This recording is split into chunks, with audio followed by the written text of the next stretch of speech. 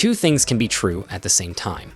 The Samsung Galaxy S25 Ultra is a fantastic phone, and it still leaves us wanting more.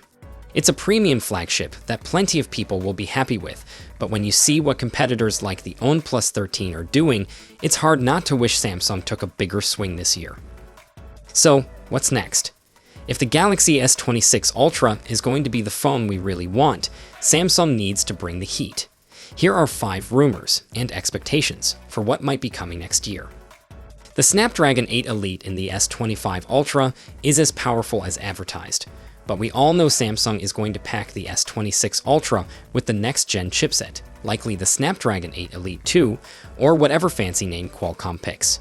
But here's where it gets interesting. There are whispers that Samsung might bring back its Exynos chip at the flagship level. Historically, this hasn't gone over well since Samsung's split chip strategy often leaves European and Asian users with a slightly inferior experience. Will 2025 be the year Exynos finally redeems itself? We'll see.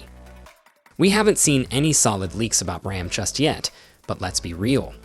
If Samsung doesn't offer a 16 GB RAM model next year, it would be a mistake. Plenty of competitors, like the OnePlus 13 and Pixel 9 Pro XL, already have 16 GB variants, and Samsung has been making a massive push into AI. Guess what AI needs to run smoothly? More RAM. I know some people argue that 12 gigs is plenty, and for most day-to-day tasks, that's true. But when companies keep telling us that RAM is crucial for on-device AI, why wouldn't Samsung give us a little extra breathing room? A $1,300 phone should be future-proof. Samsung played it safe with battery sizes on the S25 lineup, keeping them the same as last year. Meanwhile, companies like OnePlus are already rolling out larger batteries with newer tech. Rumors suggest Samsung is testing silicon carbon batteries for the S26 series, which could mean bigger capacities and longer battery life. That's great, but you know what else needs an upgrade? Charging speeds. It's been 8 years since the Galaxy Note 7 disaster, so can we finally get past this 45 watts charging cap? It's fine, but fine isn't enough when competitors like OnePlus are offering 80 watts speeds.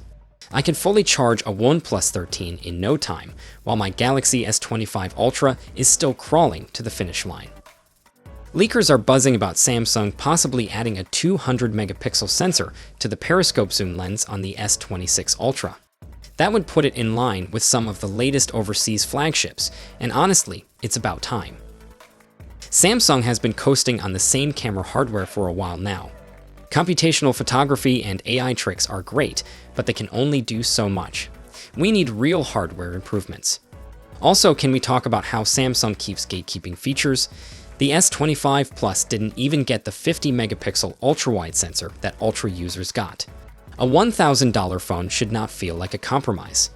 Let's hope the S26 lineup is more balanced across the board. If Samsung is going to keep calling this phone the Ultra, it needs to live up to the name. A 1-inch camera sensor would do just that. Yes, it would probably mean a chunkier camera bump, but that's a small price to pay for the kind of image quality it could deliver. If you don't want a bigger phone, grab the S26 Plus. But if you're spending over $1,000 on an Ultra, you should get something Ultra. Plus, Samsung has been slowly stripping away the Ultra's uniqueness. The removal of the Bluetooth S Pen rubbed a lot of people the wrong way.